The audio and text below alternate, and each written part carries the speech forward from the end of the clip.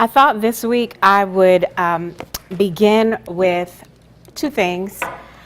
A meditation from Howard Thurman's Meditations of the Heart. If you don't have this is another must-read. They're very short meditations that you can just pick up and read, one in the morning or in the evening or throughout your day. And then after the reading of that meditation, just a moment of silence, some centering time for us to sort of just breathe and be in the room together before we begin our lecture today, okay? All right, so I am going to read from, this is from the beginning of the book. This is a meditation entitled An Island of Peace Within One's Soul. An island of peace within one's soul. A beautiful and significant phrase, island of peace within one's soul. The individual lives his life in the midst of a wide variety of stresses and strains. There are many tasks in which he is engaged that are not meaningful to him, even though they are important in secondary ways. There are many responsibilities that are by virtue of training or family or position. Again and again, decisions must be made as to small and large matters. Each one involves him in devious ways. No one is ever free from the peculiar pressures of his or her own life or their own life.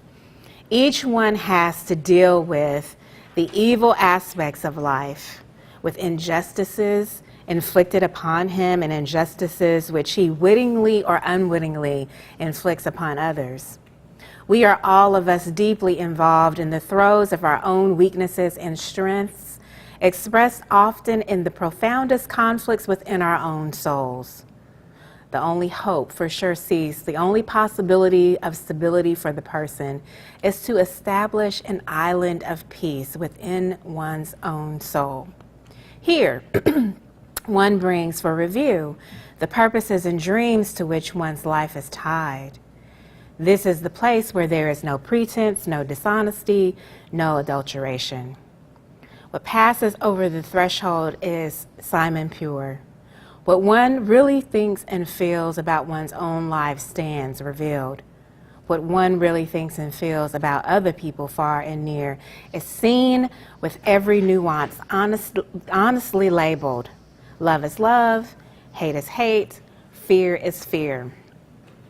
Well within the island is the temple where God dwells. Not the God of creed, the church, the family, but the God of one's heart. Into his presence one comes with all of one's problems and faces his scrutiny. What a man is, what a person is, what his plans are, what his authentic point is, where his life goes, all is available to him in the presence. How foolish it is, how terrible, if you have not found your island of peace within your own soul. It means that you are living without the discovery of your true home.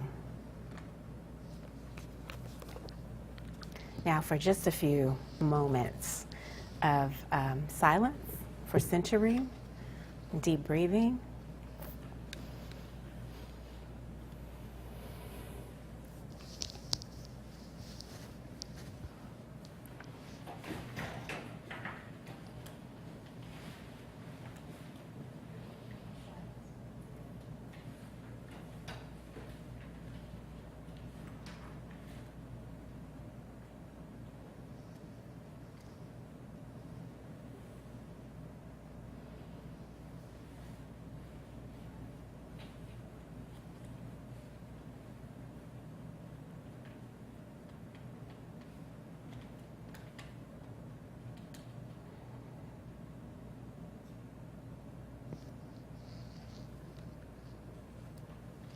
Okay. Thank you. So you already have a copy of the sermon which we will look at hopefully sooner rather than later. We want to get to that sooner this week, and we won't look at it right now, but we'll get to it as soon as possible. This makes for smoother transition that you already have it. So a few of the objectives today, all right? One, to review mysticism's connection to social action as a form of ethical engagement. So we started this last week, right? We started engaging this idea that the two of these ideologies are connected in some way, okay? So to review it, to review mysticism's connection to social action as a form of ethical engagement. And then 2, to understand the logic behind Thurman's preaching. 3, to read and analyze his sermon, Tempt God, this is the one you have, and to understand the development of religious consciousness in Jesus. All right, some of the questions that I'm asking, or that we're asking today, we will attempt to give an account of why the mystic has a mandate for social action in particular. So the question behind that is why the mystic and why the mandate for social action? The second question, what in the story of Jesus' temptation in the wilderness lends itself to our discussion? And then the third question, why is Thurman so different from other kinds of mystics, preachers, artists, and activists? So 3 kinds of questions around social action, around the particular sermon that we have, and then again the question around what makes Thurman so different, okay? So last week, I mentioned the name of one Stephen Katz, okay, Stephen T. Katz. Today I'm going to circle back around to him. In his work on the, and this is the name of the article, The Conservative Character of Mystical Experience, he claims that there are both radical and conservative elements in mysticism. On the one hand, he says, what the mystic claims is a radical challenge to what are usually an established canon of texts. Think here, Hebrew scriptures, epistles of Paul, the Gospels, etc. Okay, so on the one hand, what the mystic claims is a challenge, a radical challenge to what are usually an established canon of texts. The mystic challenges the canon precisely through what Katz, Thurman, and others describe as a quote-unquote knowledge by acquaintance, okay, versus a knowledge by description.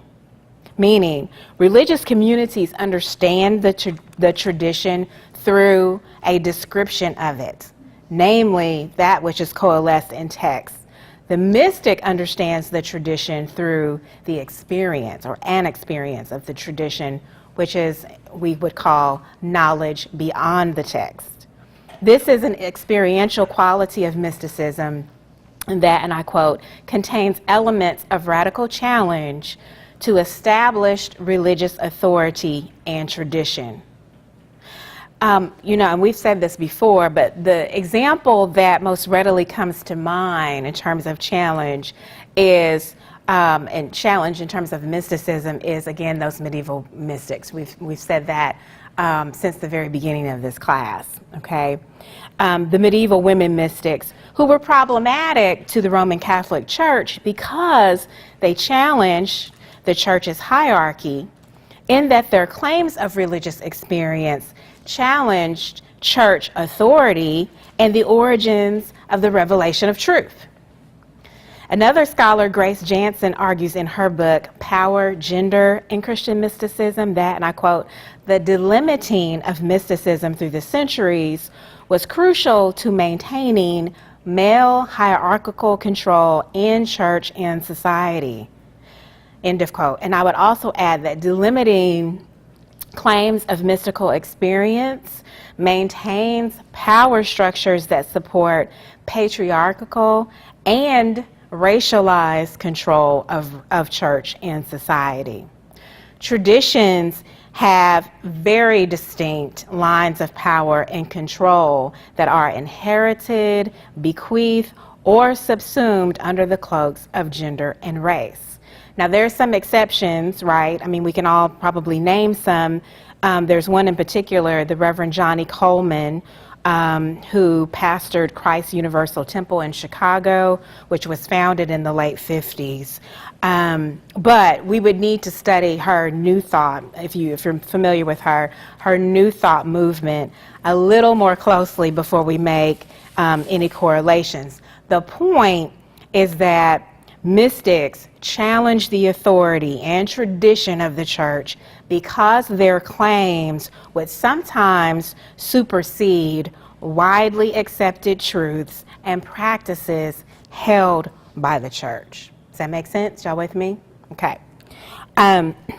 While mysticism has posed a radical challenge to religious authority and tradition, Katz also argues that mysticism, and I quote, embodies characteristics which are also anything but radical.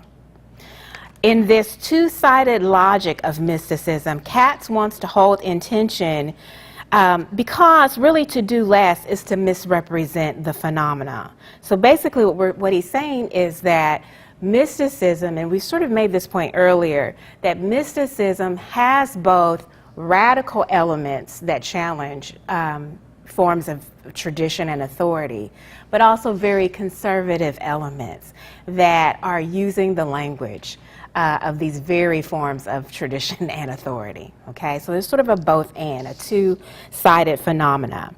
Thurman really provides a good example of this two-sided phenomena of mysticism at which Katz aims by at least at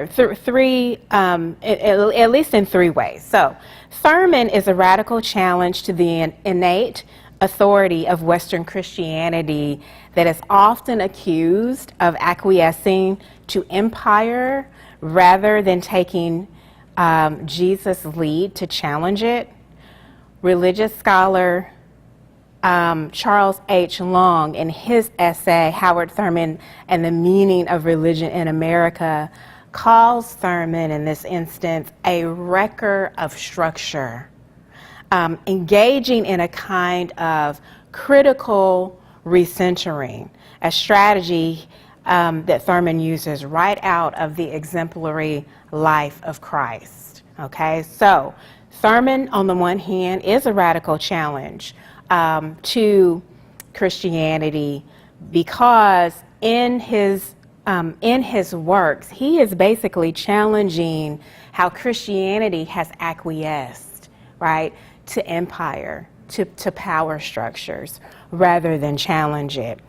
Two, Thurman also offers a radical challenge to the racism embedded in American Christianity and its taken for granted acceptance of segregation. And then three, even while Thurman's claims are radical, they are conservative in that they still employ the language, the liturgical forms, the practices, and the canon of the church. So are you beginning to see that, it's sort of this, again, two-sided phenomena, that the mystic, we talked some about, I think this was last week, about mysticism sort of being mediated through an embodied, through the embodiment of the mystic, right? So again, here we're saying the mystic is doing both things, challenging forms of authority, but also having to use the language and the traditions of that authority to sort of talk about what it is that they've experienced, and to talk about not only what they've experienced, but what are the end goals of that experience. Thurman is doing both, okay?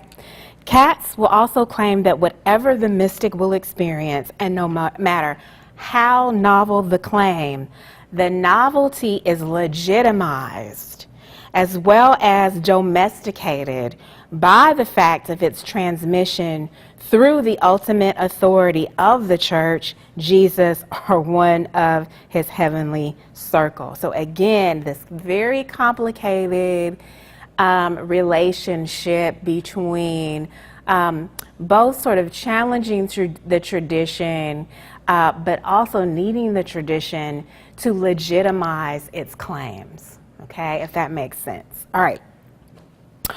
But how is Thurman so different from other kinds of mystics, preachers, artists, and activists? That's our question. That's the next question. And I would argue he's so different because he's all four of those things and sees himself as such. Thurman scholar Alton Pollard reminds us in his book, Mysticism and Social Change, the Social Witness of Howard Thurman, that, and I quote, at the beginning of the 20th century, the African American populace still had direct links to the antebellum era.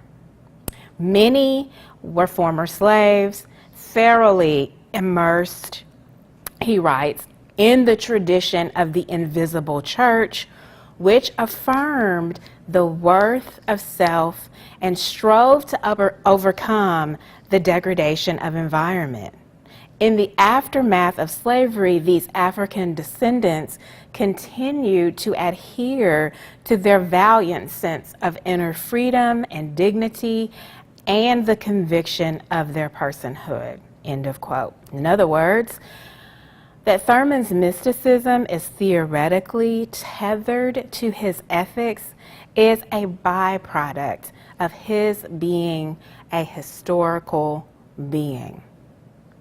So while Thurman's mysticism radically critiques the sins of tradition, namely racism and racial segregation in society, which is propped up by racial segregation in the church, he also becomes what Christian mystics tend to aspire toward, according to Katz, and that is the imitation of Christ. A model of religious consciousness. For Thurman, Jesus would become the paradigm out of which his social criticism is born. Okay, let me read that again. For Thurman, Jesus would become the paradigm out of which his social criticism is born.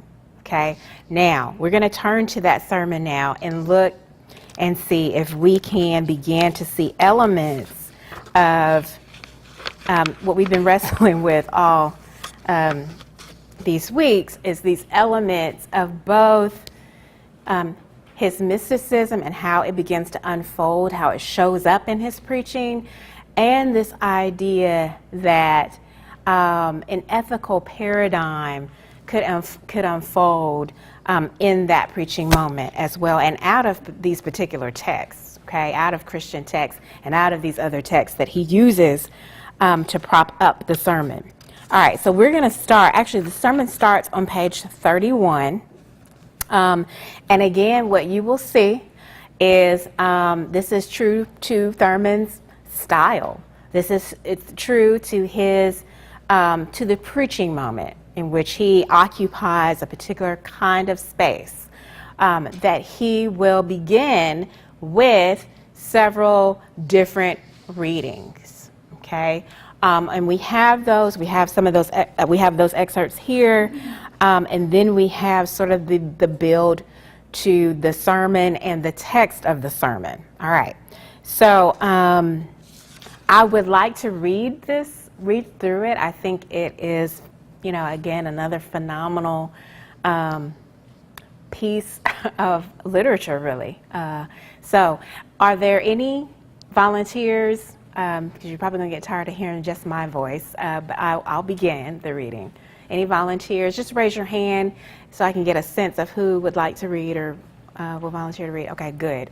All right, so I'll tell you what, make it easy. Let's just take a column at a time, okay? And if the column bleeds over to the next page, just stop right at the top of at the end of the sentence. Rather than in the middle of a sentence. Okay, all right, and I'll begin. We are continuing our thinking today, we are continuing our thinking together about certain about certain of the dilemmas of Jesus. And today we consider another aspect of the dilemma in the wilderness. First, I want to read two things by the same British poet from whom I read last week, entitled The Rich Young Ruler. What must I do, Master, to gain eternal life? From my youth I have kept the commandments, honored my parents, theft, murder, lying, adultery, all these, by God's mercy, have passed me by. What then must I do, Master? What more must I do?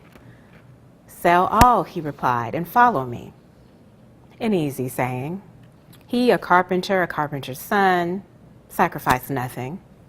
And his man Peter, smirking, self-righteous, what did he lose? But some worn nets, a boat share, and trade in the market. It wasn't myself I was thinking of, ease and possessions, but the responsibility of wealth toward its dependents. What of them if I had obeyed? What of my servants?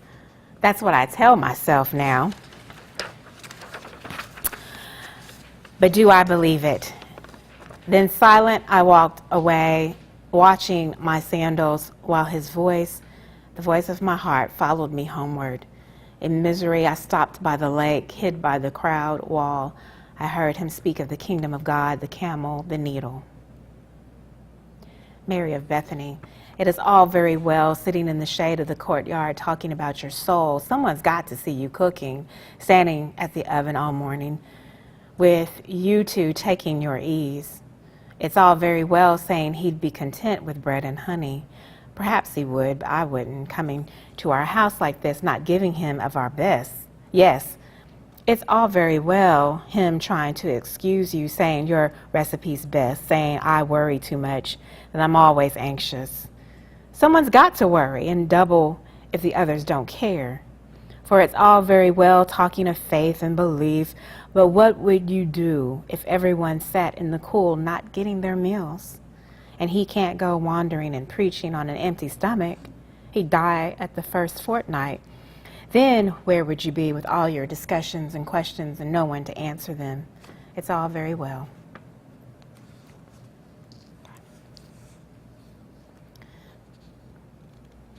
Go ahead, please.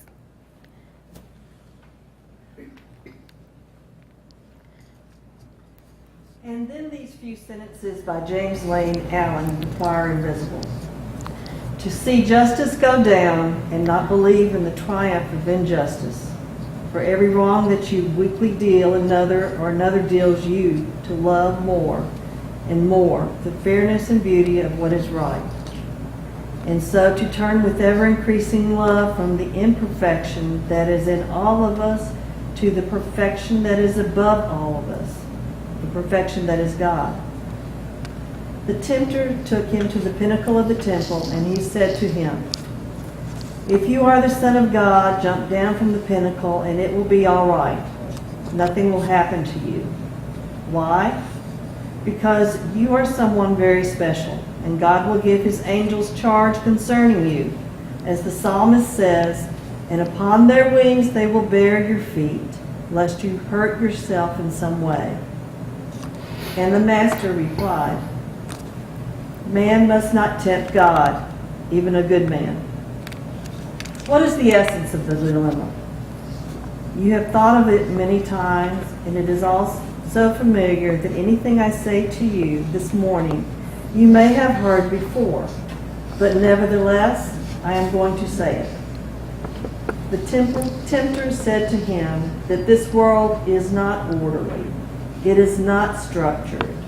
There is no fundamental dependability upon which the individual living expression of life may depend. But if you can manage to get into a certain position of immunity, then the ordinary logic of life can be handled and manipulated. The implication of the master's reply to the tempter is this. Okay, thank you. Okay, please. Mm-hmm. Sure. If I go up to the pinnacle of the temple and jump down, the possibilities are... Speak louder, please. What, honey? Speak louder. Oh, okay.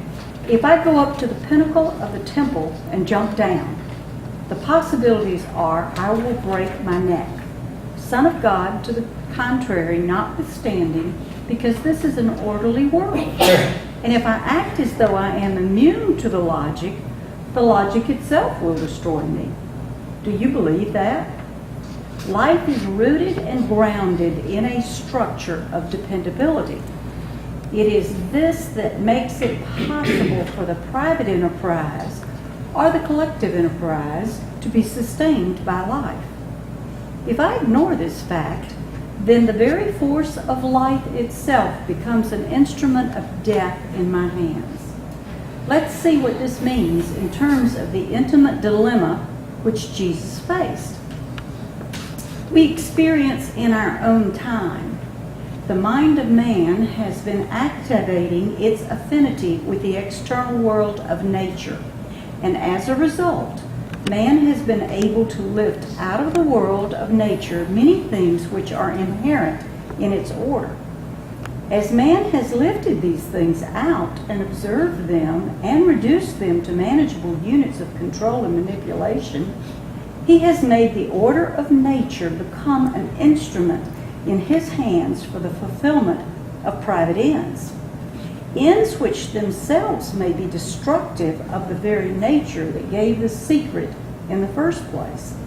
And that means, in simple terms, that when the secret of atomic energy becomes available to man, and man uses this knowledge, skill, power, and insight for ends that are exclusive of his fellows, in other words, when he uses it in ways that will give him a kind of immunity against the moral quality of human relations, then the very order itself, the very logic itself, the very energy of the atom itself becomes the stalking manifestation of the wrath of God.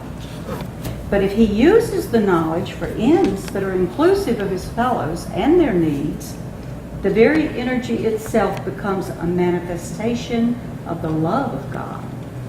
When man experiences that kind of community, achievements of health, meaning, and vitality and fulfillment become available unlike anything that had harassed or haunted his mind through all the generations of the past. Okay, great. Thank you. And then who was our next? Was that you? Or in the back? One other word in this connection. There is something even more personal here, it seems to me. It is reasonable for a man to say, if I am good, if I try to do the best I can, if I have followed the law of my heart and in ways that were deliberate and conscious, try to understand the will of God and put myself at His disposal. If I have not withheld my compassion from the needy and have offered my thanksgiving to God for all the manifestations of grace by a sense of harmony and peace with His Spirit, then this ought to give me certain pragmatic advantages in life.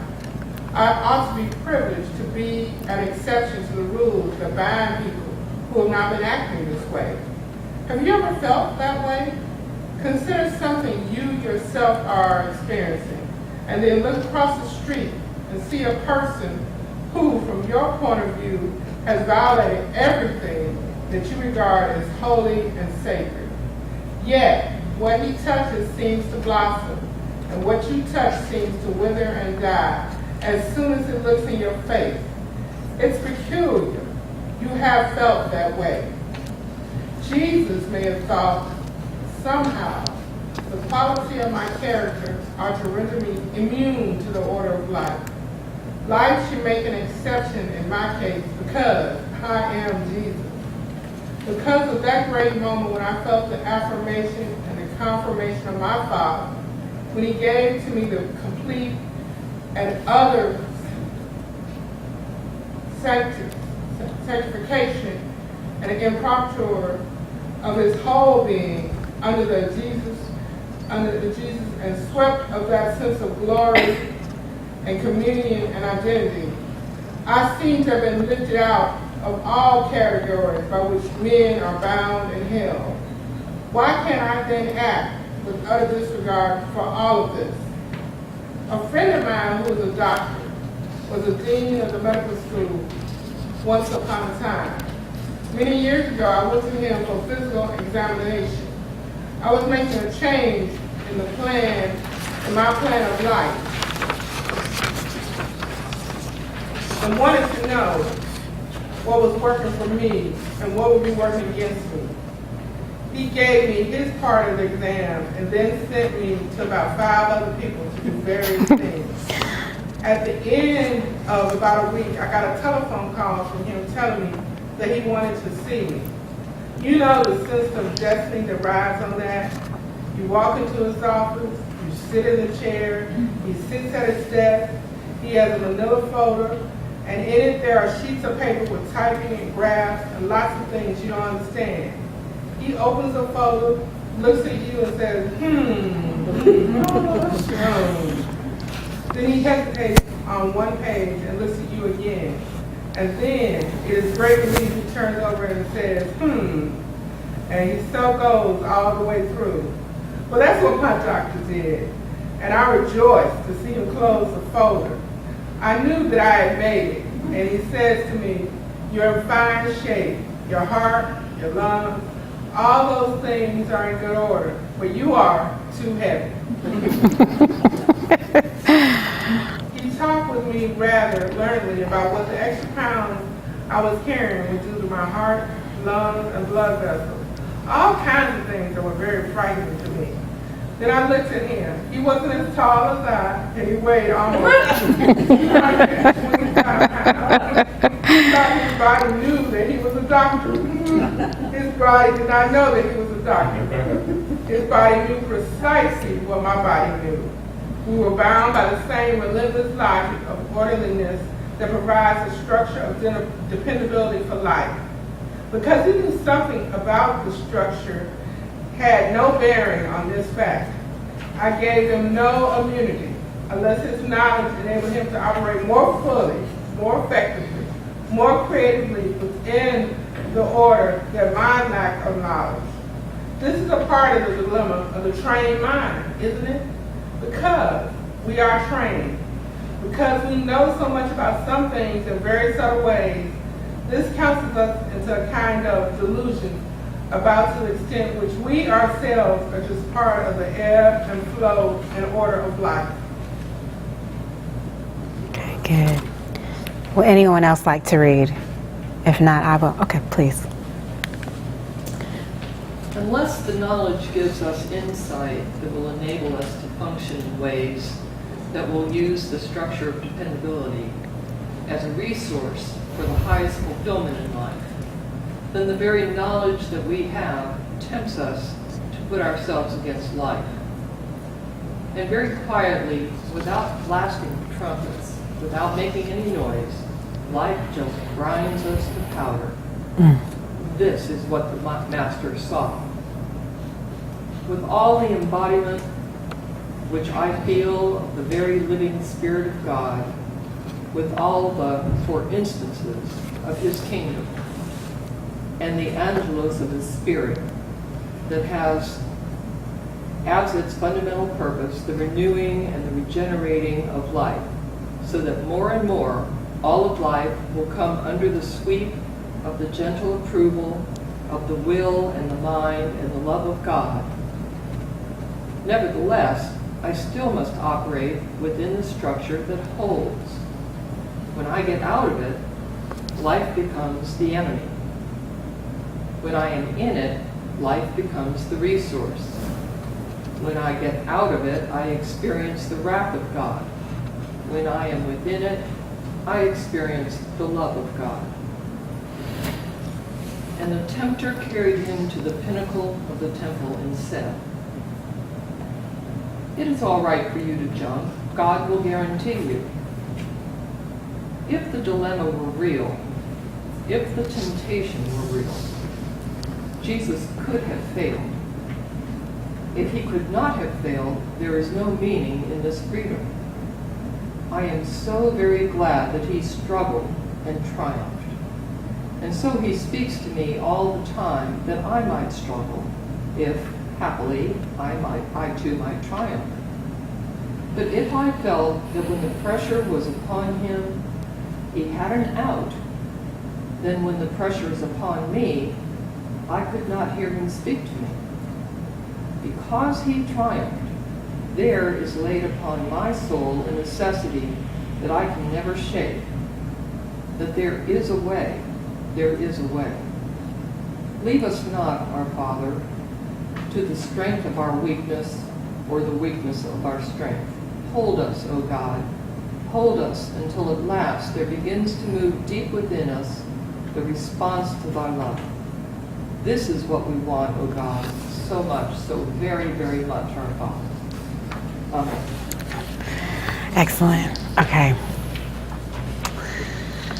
All right. So let's take a minute to just think about what the sermon is about. What is the crux of the dilemma that Thurman positions in this sermon? Okay. And we'll do talk back now, question and answer. What's at the heart of the sermon?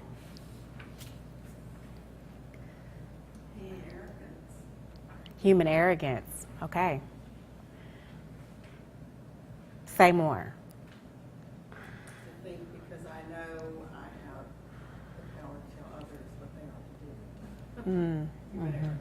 Mm-hmm. Or that I'm right, they're wrong, just because of some dots behind my name. Mm-hmm. Mm-hmm. Yes, that's excellent. She said human arrogance is at the heart of the sermon, and human arrogance around, sort of the identity of the person. Just because I have these dots behind my name, or just because, my name is in lights, that I'm exempt, and I'm adding words now to but exempt from the same logic that holds all of life together. Okay, so human arrogance. Are there others? Yeah. I can eat all the sweets I want and my blood sugar will not go up. What did you say? I'm I sorry. can eat all the sweets I want and my blood sugar will not go up. Okay. I cannot exercise and have my muscles not deteriorate. Okay. I mean, all those things we tell ourselves that are against our actual human nature, our body. Yeah. We can do all those things, but we should expect the consequences. Yeah. That somehow we're exempt because we're special in some way. Okay. All right. Good genes. We got good genes. Good genes gonna live forever. Okay. Good. Yeah. I think part of it is the level that we go to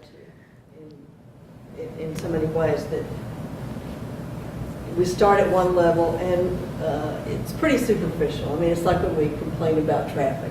I mean, and then you go to the next level, and maybe that is the part where it's about our ego and arrogance. But I think the challenge is to say, and to remind us that according to our Gospels, that Jesus went through this, it takes us a while to get down to the deepest level that says, go to God and hold yourself responsible for what you do to your body, what you do to nature when you see these things. So I think he acknowledges for us there are levels, and we have to go deeper to find that solitude and the wisdom that we assume that we have at those upper levels, but finally we accept that we don't. Mm-hmm. And I'm assuming that by levels, you're associating like position in life, that these levels sometimes are analogous to whatever position we may hold or whatever place we may hold, that we can climb certain levels, but at the end of the day, it's about sort of this climb inward, maybe a climb downward into the depths of what it means to be human. Down, Okay. no matter where you are in that upper region. Okay. You said something about traffic. I think traffic is a real issue. It is not superficial. Yeah, is You it? can't complain about something that's inevitable, because, it's Yeah. there. It's like complaining about paying bills every, Yeah. they're gonna be there, so why complain about it? Yeah. Okay. All right. Well, That's how I read it. okay. Trying to set Please. up something that you said in your preamble, the radicalness of his preaching. Is this seeing the humanity of Christ rather than putting him as a mythical figure. Yeah. He brings him, use the word, down Yeah. to the human level so that I can truly understand Yeah. at a human level him as a person, and the struggles, his struggles are my struggles. Yeah. And so that mythological Mythologizes. takes out Yeah. the mythology Yeah. that oftentimes is in preaching. Yeah. Okay, right. He humanizes Jesus, takes his humanity seriously. That's a great point. Yeah. And not only does that, but also helps us. And there's a fancy word for this when we think about sort of, there's a philosophical idea that's behind what Thurman is doing in getting into the consciousness of Jesus, that he's getting into the phenomenological moment, like, you know, the unfolding of a particular kind of experience, and helping us to see what that inner conversation could have been, may have been. You know, this is all speculation. But again, to underscore your point, it helps with the, you know, sort of helps us with the idea of Jesus' humanity. Like, ultimately, what does that mean? And if people have dilemmas, if it's true that one can have a dilemma, a true dilemma, like have to engage a question, profound question that cuts at the core of who we are. If it's true that humanity sometimes goes through those kinds of dilemmas, then it is also true that Jesus would have. So again, yeah, it's this idea that he wrestles and shows Jesus wrestling with his own humanity, which I think is really, really helpful. And a point that we will see throughout Thurman's preaching, this idea of Jesus' humanity. And it becomes really the core of much of what Thurman will argue about Jesus, to bring, you know, to bring an audience's thinking back to this core of what it meant for Jesus to be human. Okay, and I saw a hand back here. And that last paragraph before the prayer, Yeah. really, to me, Yeah. that Mm-hmm. if the dilemma were real, if the temptation were real, Jesus would say, Yeah. Yeah. if he could not have failed, there is no meaning in his freedom. Yeah. And that applies. Yes. Yeah. Yeah. And that's a great point. Right. Yeah. Yeah. Go ahead, please. Well, this is one of my personal experiences. I'm a native Nashvilleian, unicorn here. And I graduated the class of 68. And so we, in the past year, had our 50th anniversary. And one of the discussions that came up is my class at St. Bernard High School was the first class at St. Bernard High School to be integrated. And I didn't really realize it was the first one because I had always been in an integrated school. But part of the conversation that came up, which I had never thought about before, was it wasn't just the act that the parents of my classmates made a decision and enrolled them at St. Bernard and dropped them off at the first day, but what they had to experience. Because it was education of their daughters, but it was also social action. And it was more than 50 years before I thought, wow, your parents were really something. And how were they able to get it? Because it's not just a matter of enrolling or driving them to school that first day. It's a matter of having a combination of faith, and that faith is so deep enough that you can take that social action. And it was both embarrassing and at the same time, I don't know, we could laugh at it and just appreciate that here it is 50 years later and we're really understanding the depth of that social action. So sometimes I think we see social action as something that's going to be breaking news. But it is a lot of small actions sometimes that are put together. Yeah. And now I would think those parents probably knew a lot about Howard Thurman in order to be able to do that in Nashville in 1964, the fall of 1964. Yeah. First of all, I think that is a great point, and that is a marvelous sort of shift to this idea of social action and how, it begins really, I think, with the everyday. The everyday of one's sort of experience of faith, right? We've been talking a lot about mysticism, but again, to put it in a different category, mysticism also being sort of one's ordinary, maybe extraordinary experiences of faith, and then how that experience then bears upon one's ordinary life, one's living. And for you to make sort of this correlation between this act of your parents, which seemed sort of, in your mind as a child, probably no-brainer, that of course this is the decision we will make as a family, that ultimately now looking back and reading that, reading the experience of your life, how that can and has become for you, sort of this definition, sort of an ordinary definition of what social action looks like on the ground, lived out of one's ordinary faith in an everyday sort of way. It is both and. Again, I said last week that, Thurman would talk about the boycott, right? Those big sort of social, played out upon the stage, sort of, what has been named the theater of the oppressed, those big social actions.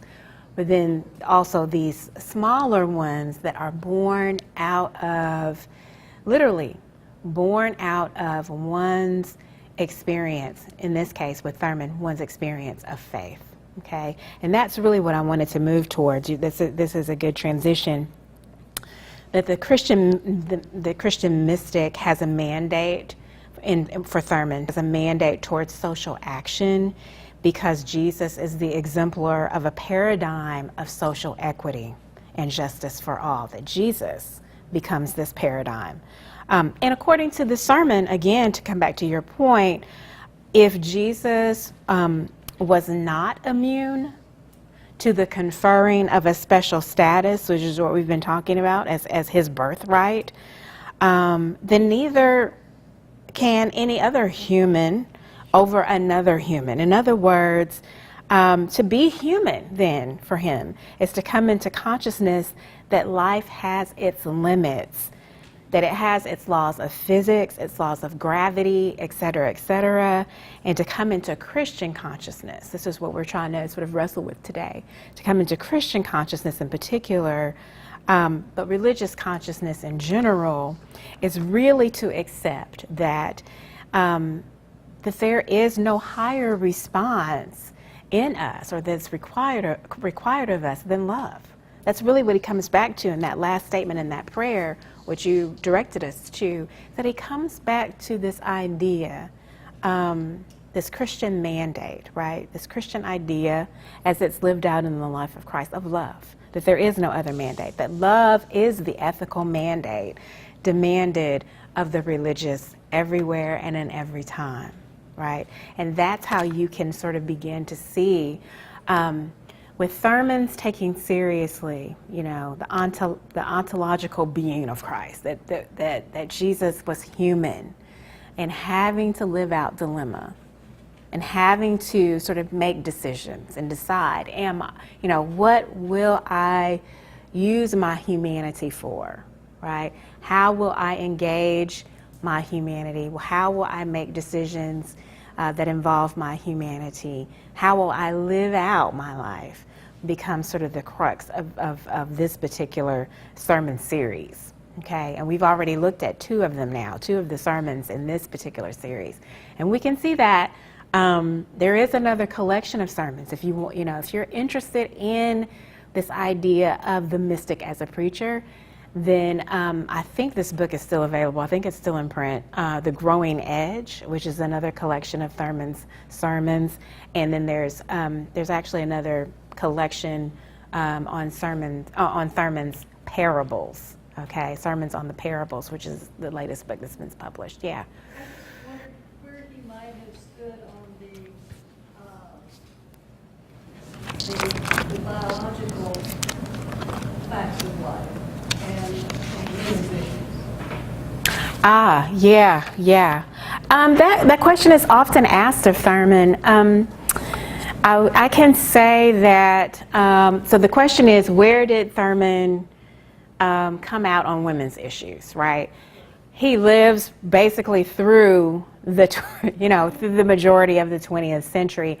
What does he have to say about particular kinds of movements and particular kinds of issues, namely, in your question, women's issues?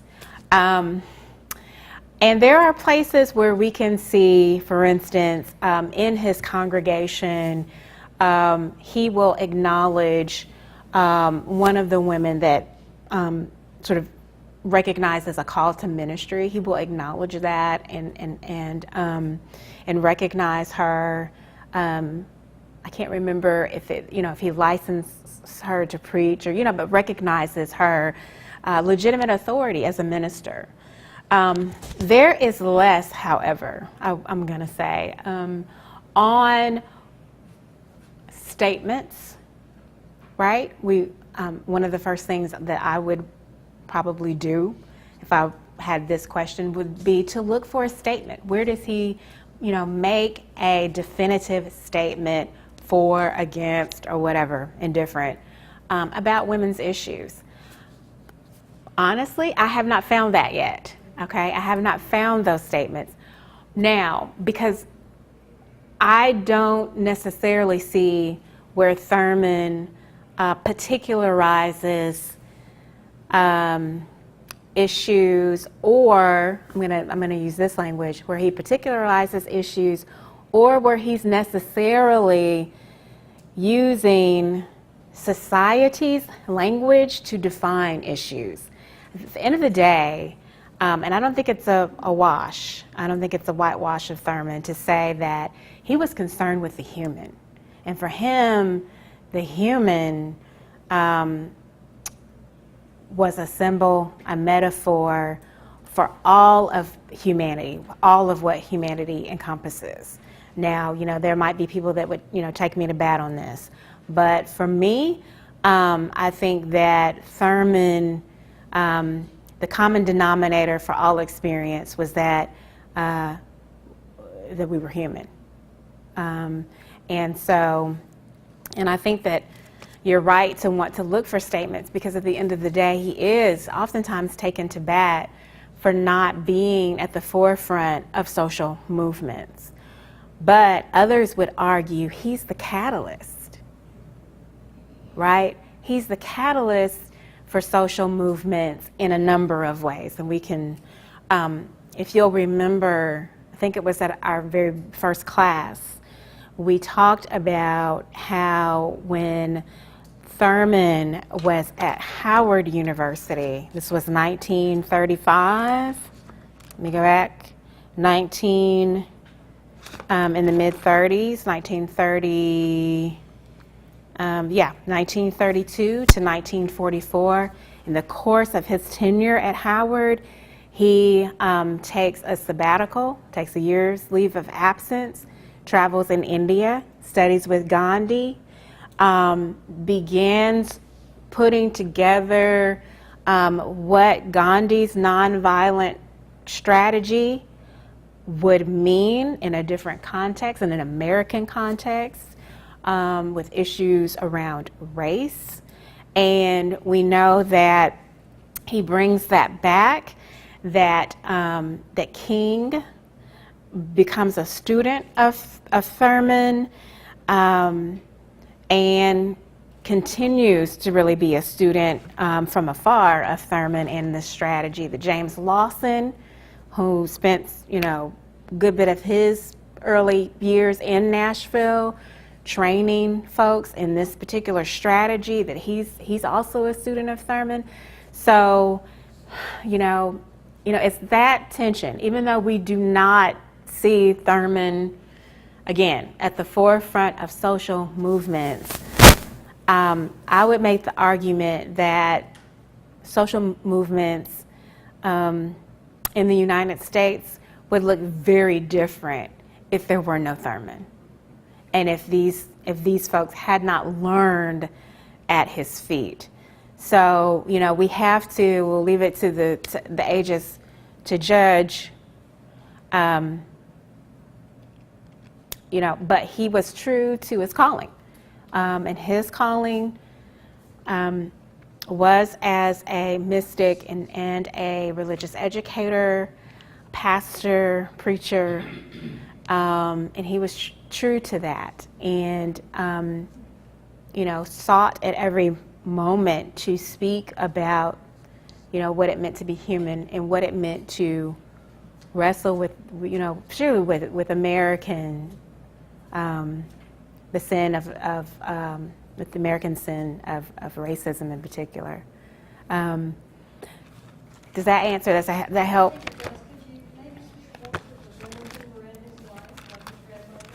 Yeah, sure. And we've said a lot about those women and how they've shaped his thought, right? Yeah, please. Where was his father in all this? His father died when he was 7. Okay, his father died when he was 7. Have any other role models? He did have other role models because his mother would remarry. When she remarried, the person that she, her second husband worked quite a lot before he too died. And he will talk about in his autobiography the enjoyment of having, during the second marriage, the enjoyment of having his mother with him more, because she didn't have to work as much because his father had this great job. And but soon after, I think when he was in his teens, even his stepfather died. So, and I talked a little bit about Mordecai Johnson, who eventually becomes the president of Howard University, the role that he plays in Thurman's life, really mentoring him from afar. He writes, there are letters, I didn't bring those volumes this week, they're beautiful letters between the two of them, where Thurman, as a high schooler, is seeking the advice, beseeching the advice of Mordecai Johnson to please direct him vocationally, what should he do? And Mordecai Johnson responds to these letters. They're these back and forth, very beautiful, beautifully written letters between the two of them. So you will see how even the role models, male role models at Morehouse, graduates from high school and attends college at Morehouse, all-male school in Atlanta, how his teachers, how the president, how these men that have come here to teach and sort of nurture these young men on campus, the role that they play. The fact that Thurman is an extemporaneous speaker, he attributes to his time at Morehouse, and the requirement that each of the students give a chapel sermon extemporaneously, and he attributes that. And so when he's a young seminarian and is speaking in New York and different places, folks are able to identify his tutelage because of the way that he, can speak sort of, without notes and at very profound levels. So. Can I just say, Yeah. if you go on YouTube, you'll hear him talk about all of the influences of his grandmother Yes. And it's wonderful to hear his voice. Yes. See him animated. Oh, absolutely. I highly recommend. There are a number of places on YouTube especially where you can hear him, where you can see him. I tried to show that one video at the beginning of class where you can actually see him preaching.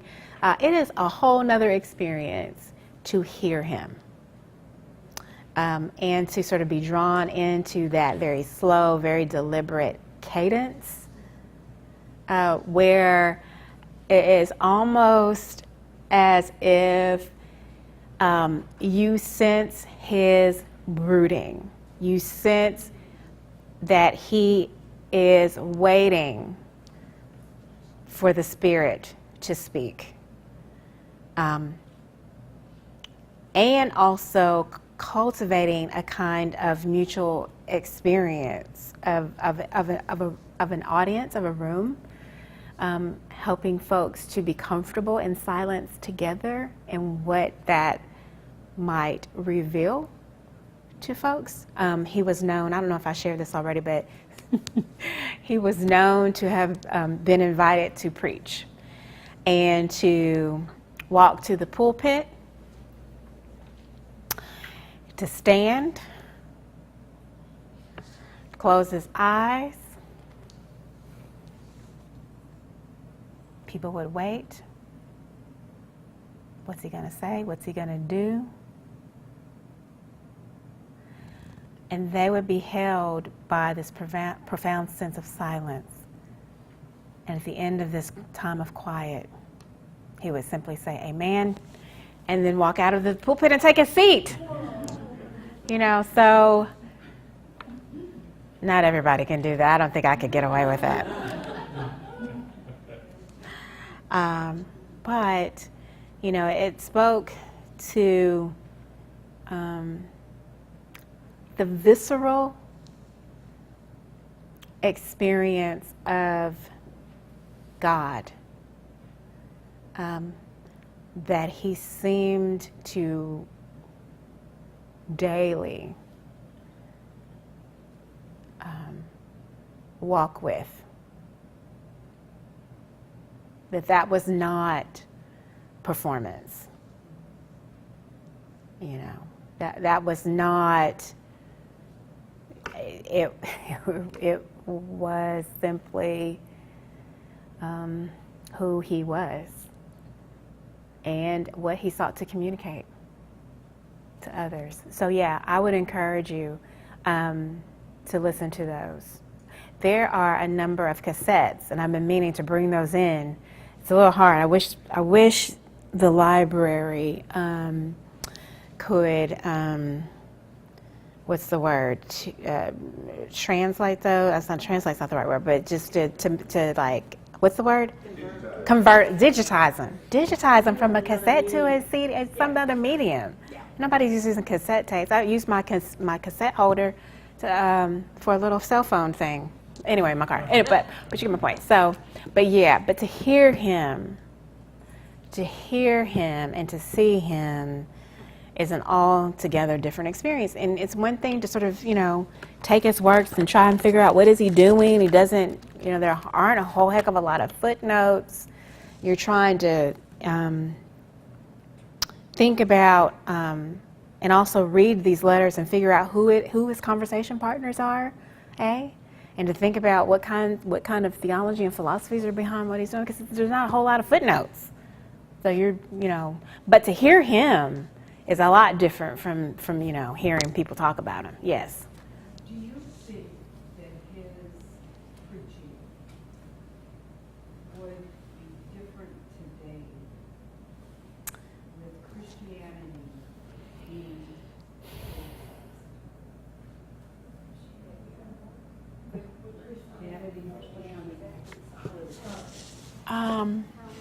I don't.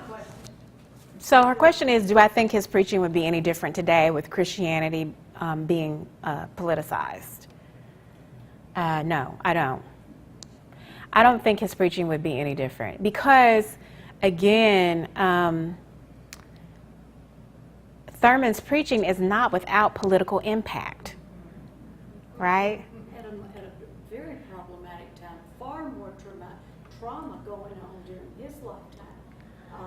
around this issue. Yeah. As today. I mean, Maybe. I mean, seriously, segregation and women's rights in those 60s were some of the worst times. in Yeah. history. So to come up through that time period, that personally Yeah. balanced Yeah. has to have been a phenomenal change. Yeah. Here's the thing. I would push us on the issue of saying, you know, one of the reasons why I think his preaching would be so very similar is because we're still wrestling with the issue of segregation, especially in schools. Yes, I'm not gonna, maybe Norma would like sit me down if I said anything about the vouchers, but those kinds of highly savvy political moves are very, they have the scent of the segregation of the 60s. And so, yeah. Outside the authority and tradition of the church.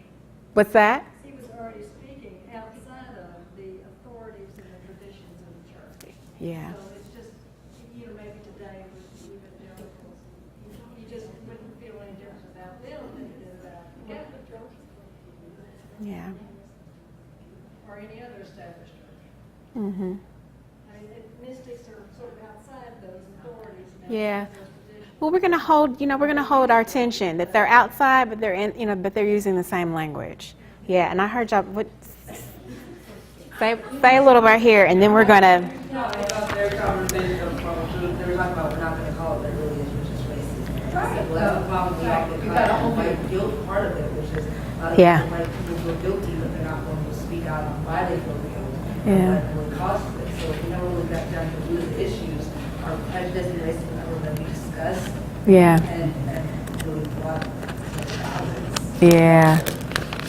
I was gonna, if this came up, I brought this just in case. This is from The Luminous Darkness.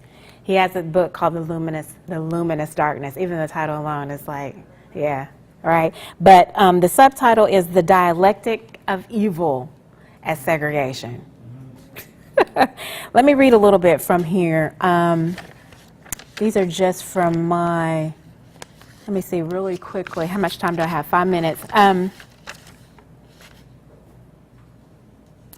All right, so evil as a normative category in theology is not spiritualized in Thurman. It unfolds as segregation, not spiritualized.